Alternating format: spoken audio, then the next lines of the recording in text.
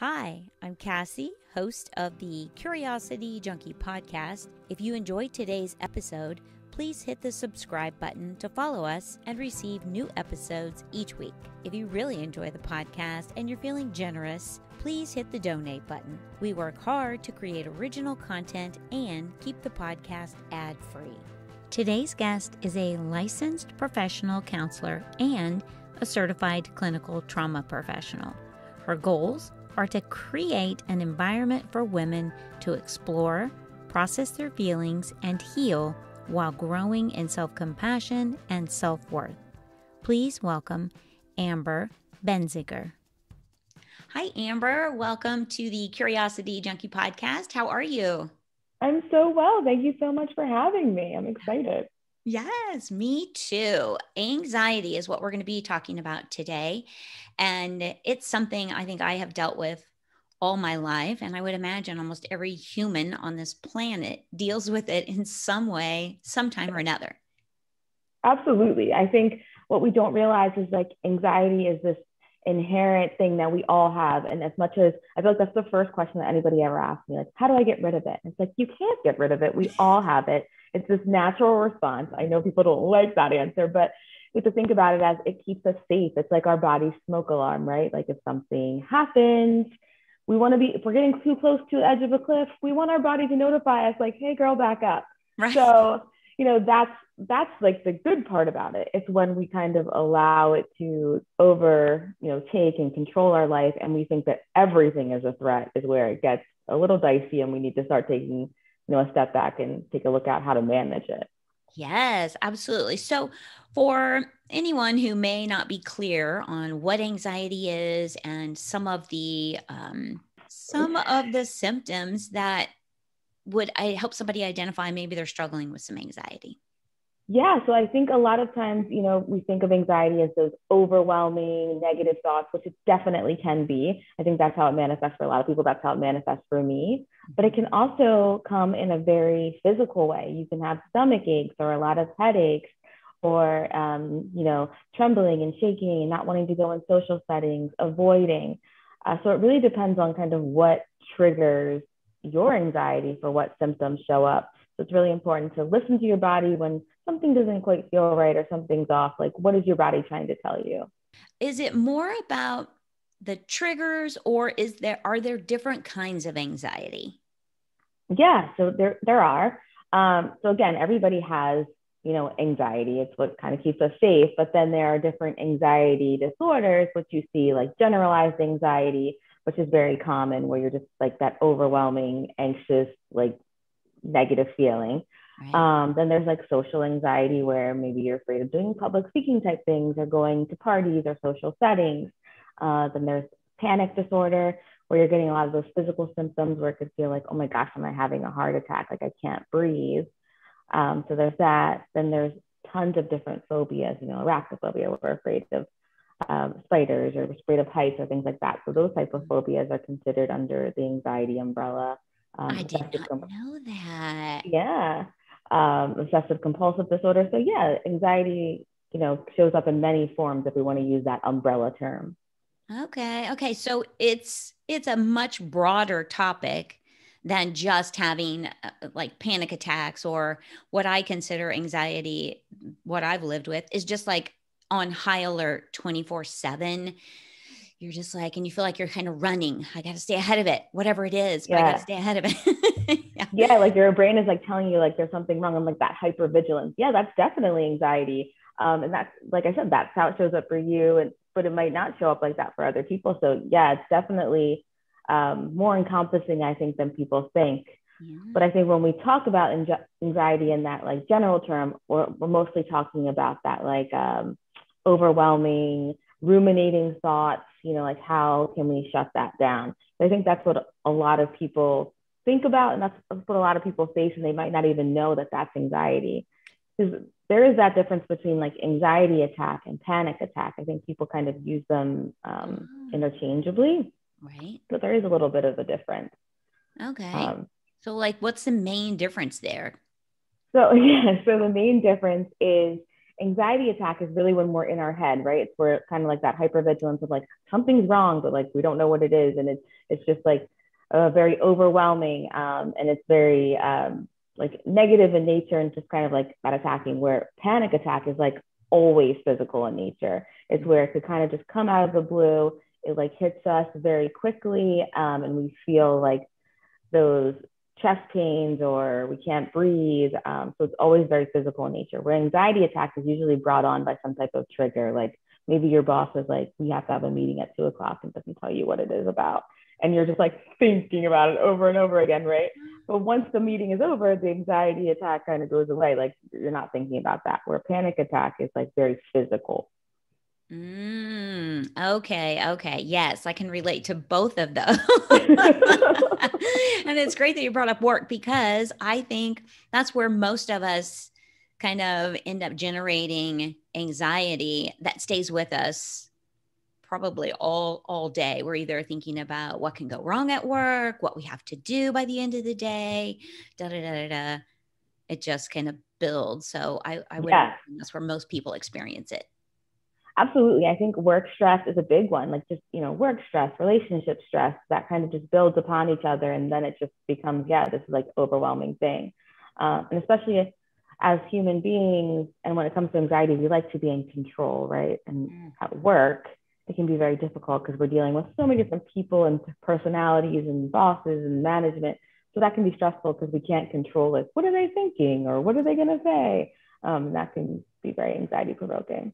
Yeah. Okay. Control. I hadn't even thought about that, but I would imagine that is a big piece of, we tend to want to control everything in our world, and we can't. I mean, it's impossible. We don't control other people. We aren't really in control of most situations. Right. So we want that certainty. We want that control all the time. And I think especially in 2020 taught us like, did we have a lot of control? Like, not really. Right. So I think it's like really, I feel like I have to constantly ask myself, like I'm a mom and I own a few businesses. So it's like, what do I have control over? Like, what can I really control? And what I control is how I show up and how I react to something, right? Like I can't, even as much as I would like to control my 5-year-old, like I can't.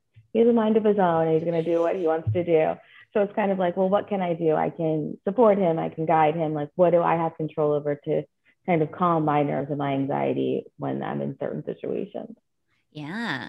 So let's dive in a little bit to what are some things we can do to, because I know we can't eliminate anxiety. It's just going to happen, but maybe help us understand, how can we start identifying we're being triggered? And then, because you don't just go, oh, I'm anxious, let me turn that off. It doesn't happen like that. I know it's quite a process. So help us with a little bit of a process there. Yeah, absolutely. So I always say we want to move through it. We don't want to run from it. I think that's the biggest thing. When it comes to feeling uncomfortable or overwhelmed, our initial response is like avoid, like let's get out of there, right? Yes. Or let's like distract. And that sounds good in theory, but long term or even pretty short term, it's going to come back. Either you're going to be more anxious because like it didn't go away, right? Or it's going to show up in a different form. Like you're going to feel sick, you're going to have a headache. So it's going to come out. So I would say like, don't avoid it. Really get curious. Adopting that curiosity mindset when you have anxiety is going to be so pivotal and changing, because it's really like asking yourself, like, what's up? What's going on? And identifying it, kind of like you said, like, this is my anxiety. Like, it's not me, right? Like, I'm not crazy or something's wrong with me. Like, no, I'm anxious right now. So like, what's that about? Because like our feelings, they're not always factual, but they are clues of like, we might need something. Maybe we're overworking ourselves and we're burnt out. So we need to take a step back. And that's what's causing us to be anxious. Maybe we need some connection, or maybe we need some space from the people that we're connecting with. So really just stepping back and being like, hey, what's going on? And then identify that this is anxiety. And then challenging it, in those situations where, oh my gosh, is that person talking about me? Or is my boss going to fire me because he called me into that meeting at 2:00?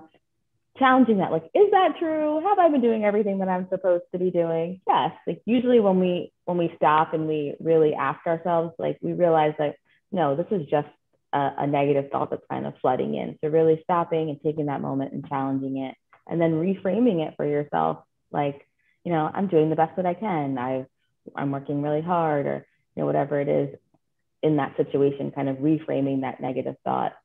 And then I think a really pivotal part that we don't talk about enough is that acceptance piece, which is not always easy, but like accepting that this is the situation, like I said about control. This is what I can control. This is what I can do.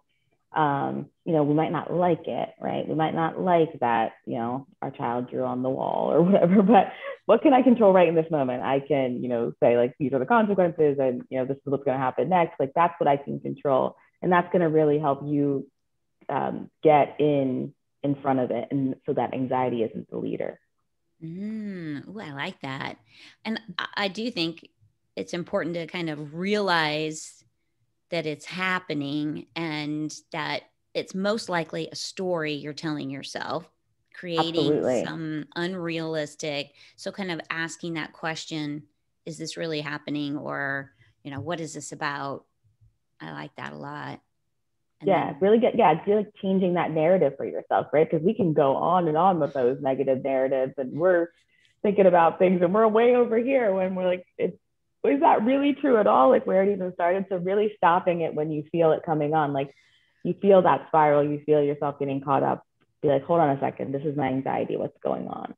Yes. I have found that for me, and I don't know about everybody else, anxiety shows up typically in two places: work, anything around work, even my podcast, I get some anxiety there too. And then relationships.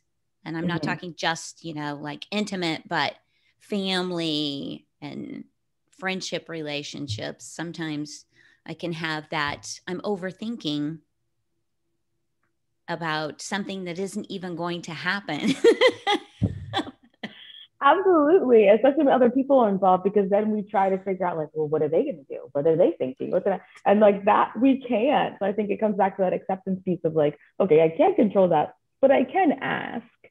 Try to being more direct, and especially when it comes to like work too and family, like having those boundaries for yourself of just, is this true? Is this worth asking? Like, what's my intention here? Why am I thinking this? Like, how can I just kind of nip this in the bud? Because I think we get scared. We're like, oh, should we ask or should we say that? But like, I feel like I always outweigh it. Like, this feels terrible sitting in it and thinking that this is what they thought versus like asking them and dealing with whatever comes in that, time. And it's usually not what I think. Like 98% of the time, that person wasn't angry or wasn't upset or wasn't thinking what I thought. So like, if you kind of teach yourself, it's really retraining your brain, right? Like training yourself to, not listen to the negativity and follow through with that more rational thought. And isn't that interesting that those thoughts almost always go to a negative outcome? Mm-hmm. Why not a positive outcome? Right? So like, that's like training ourselves. And I think that comes from, I would say like, we have these like core beliefs, right? Do you ever see that movie, that Disney movie where they talk about like those core memories or whatever, Inside Out? Yes. Right. Where it's like, you take these things that happen to you and you hold on to them for like a long time, even if it's like growing up, if you had like an anxious mom. So now you're like, wait, is that right? Is this true? Because like you grew up with that. Or, if you had maybe a bad experience with a childhood friend, now in adult friendships, you could be like questioning, like, are people being honest with me? So like, we take those and we build these core beliefs, and then we take them into different situations that might not be true. So we have to like retrain ourselves that doesn't always have to default to that negative experience or that negative thought or feeling. Yes. I had a conversation with a gal, and she said that the brain is always thinking and pulling past memories because it's trying to protect you 24/7. It's trying to protect you. It's not always your friend, but it is trying to protect you. Right. We get so mad at it, but it is trying to say like, wait, this could be dangerous. Don't do it. Like, asking somebody if they're mad at you. Don't ask them, just avoid it. But is that really helpful? Like, is that really true? I think our brain has built that safety. It's like that, it's anxiety. It's that safety mechanism of like, wait, don't do that. That could be dangerous. That could hurt your feelings. That could upset you. And you don't want to feel those negative feelings. So you avoid them. Yeah. Yeah, absolutely. I wrote down while you were talking, you said, I can't control it, but I can ask. And I like that. If you could just kind of keep that in your head, and that when you're starting to feel that, okay, obviously I can't control this because I'm having these thoughts about but I can start asking questions. Oh, I really like that. That's a great one. Yeah, no, absolutely. Yeah. Not only you can ask like somebody else, but you can also ask yourself, like really get curious. I always say like, that's my go-to, like, okay, what's going on? Like, what do I need? And usually I've worked myself to, oblivion. And so I need to take a step back because that's when I feel it the most. Like everything becomes like anxious or irritable or like frustrating. And I'm like, oh, I know that I need to, take a step back and calm down.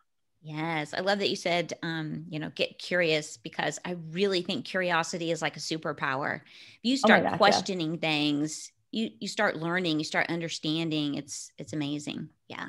Yeah. And you start to build this relationship with yourself and start to trust yourself, right? Because I feel like so many of us don't when we really think about it. We like question everything that we're doing or everything that's going on. So you start to really get this understanding with yourself and like, oh, I'm feeling this, my body's feeling this way, I must need this. Like you have this better connection with yourself.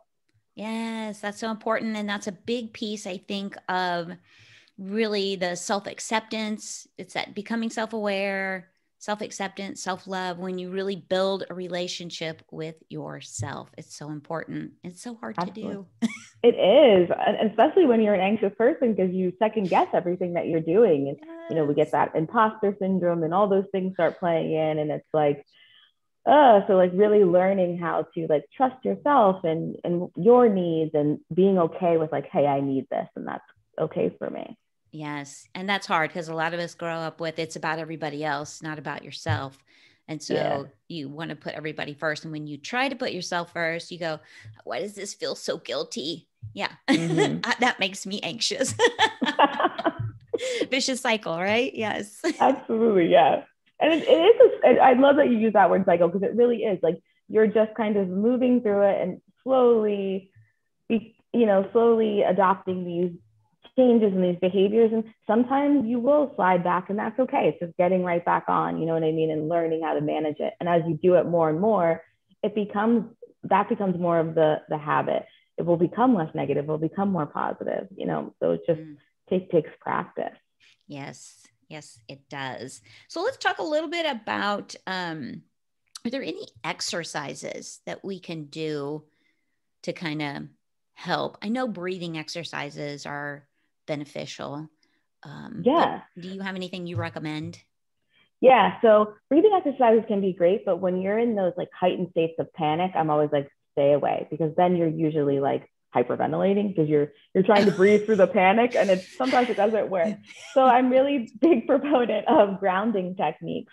So really just like coming back into yourself and your own body. Because when you're really like hypervigilant or you're in a panic or a distress or like overwhelmed, you're all over the place, right? And you're just stuck on that thought. So trying to get yourself out of that thought so you can question it. So doing things like changing your scenery. If you're inside at your desk, go outside at work, changing your scenery, using temperature, go into the bathroom, run your hands under some cold water, grab an ice cube, because then you're going to focus on that. Like, oh, that's super cold. And you're not going to be thinking about that negative thought, right? And then you'll be able to be like, oh, okay, let me stop and question it. And you'll have more control. Like sour candies or like fireball candies are really helpful too when you're super anxious. Again, getting you out of your thought cycle and into like, oh my God, that's really hot or that tastes sour. Right. Smelling things like essential oils are really great. Music is really great. I have a playlist for all moods. Like if I'm super anxious, if I'm sad and I need to cry it out, like, because like music is so invigorating to our mood, right? Yes. Yeah. So those are really helpful. Yeah. My daughter and I were just talking about music and the power of it and how important it is to pay attention sometimes if you're just listening and you're not really paying attention to what music you're taking in, it can almost Yeah. cause you to be depressed. There's a lot of like, woe is me music out there. Yeah. So No, it you can really, change your mood completely. Yeah. yeah. Okay. So those are all great tips. I hope that somebody picks up a couple of those. And I'm thinking of the grounding piece. And as you were describing some of those steps, it's almost like bringing you back to right here and now. Mm-hmm. Like snap out of your spiral thinking, come back to right here, Right. and redirect the thinking, basically. Right. Yeah. And then you can start going through those steps of like challenging it. Wait a second. Was that really true? Like, does that person really hate me, or am I going to get fired? And then, reframing it. This is really about that too, like taking that negative thought and reframing it to something more realistic. Like, I am trying my best, or, I make mistakes, something more realistic and not that negative thought spiral. So being able to do that. So not just using those techniques and then like avoiding it. Okay, like now I calm down. Like, no, then checking back in with yourself and getting curious, but using those techniques to bring you back, right? Like you said, to the here and now, to the present. Yeah. Okay. Very cool. And I like that you threw in some like the taste thing, the cold with the ice, and those are pretty like, whoa, okay, hang on. Right. Well, yeah, because it's really about invigorating all of those senses, right? If we can do that, even if you don't have anything, just like going into that, I would say like the happy place, like in your head. If I'm really overwhelmed, I will like picture myself at the beach and I'll think like, what does it sound like? I'll hear the waves, I'll smell the ocean, like, because then I'm really connecting with my senses and bringing back my control over my body instead of the anxiety controlling how I'm feeling and what I'm thinking. Yes. That's beautiful and wonderful. So are there foods that we eat that can trigger anxieties? Is that a thing?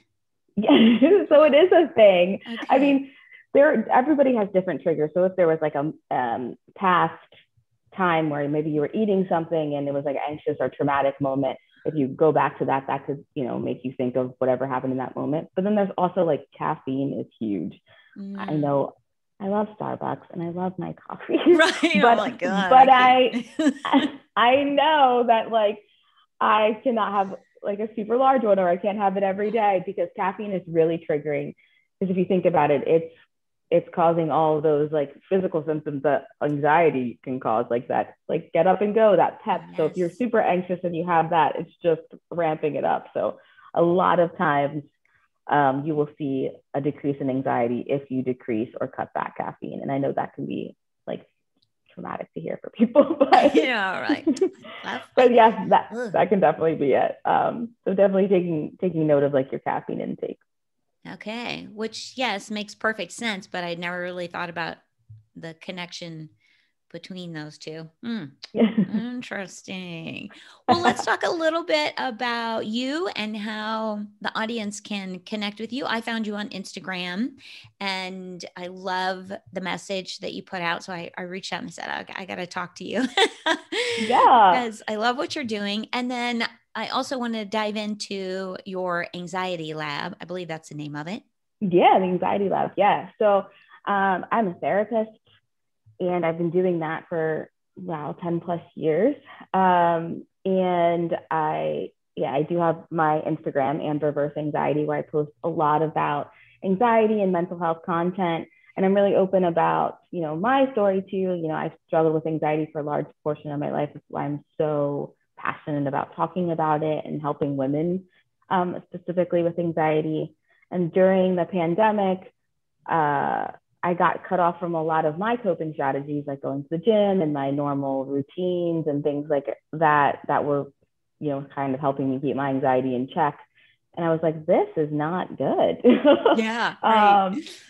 So, and my office phone was ringing off the hook, and I wasn't able to, help all the people that I wanted to in my office. So it was just me. So I was like, how can I create something where I can connect with women and I can help them work through their anxiety, and kind of identify their triggers and make their own coping toolbox is kind of what I call it. And so I created the Anxiety Lab, and it's been it's like my passion project. So I have like a course that I created there. We have a closed community there. I bring in experts in the field. So a lot of my therapist friends and coaches will come in and teach workshops. I do a Q&A. So it's just a really cool membership to come and be supported and then really get some tools to help you manage and learn how to cope with your anxiety. Yeah. So how does somebody find that and get connected with it? Because I think that's a great thing to have in place, because there are a lot of people that can't really afford therapy, but having something specific when you know you're anxious or you're struggling to manage anxiety, what a great opportunity. And I know it's low cost. Yeah. So that was one of the things too. Obviously, I wish everybody had the ability to get therapy because I love therapy, but it's just not, unfortunately. It should be. So I wanted to make sure that it was cost effective. So it's not therapy. It is more of like an educational piece with like a coaching aspect. So I always want to be clear about that. But it is a way, like you said, to really gain some skills and knowledge on how to deal with, manage your anxiety. But you can find more about it at my website, theanxietylab.com. You can also, message me or DM me on my Instagram, Amber vs. Anxiety. I love talking about it. So just Yes. It's a good way. Yeah. And I do love that you share your personal story and you talk about going to therapy a lot on your live. I think that's so powerful because there's such a stigmatism, I think, around somebody saying they go to therapy. It doesn't mean you're crazy. It means you're brave and you're asking for help. Yeah. It's a beautiful thing. I always say, like, let's be proactive instead of reactive. Like, we don't always have to go to therapy when we're on fire, right? We can go to therapy just because we're like, hey, I just want to make sure that I'm having somebody to reach out to or some skills or just checking in or an hour to talk about myself when I have kids and I'm a therapist. Yes, I love that. So like just having that person that's really there to support you is such a cool aspect. And I think it's really important as therapists and as a helping community to share openly. Like I would never ask someone to do something that I wasn't willing to do. So why would I not say that I go to therapy or have been to therapy or whatever it is? So it's really important, I think, for me to talk about that. Absolutely. What parting message would you have for anyone listening with anxiety? Anything you'd like to leave the audience with?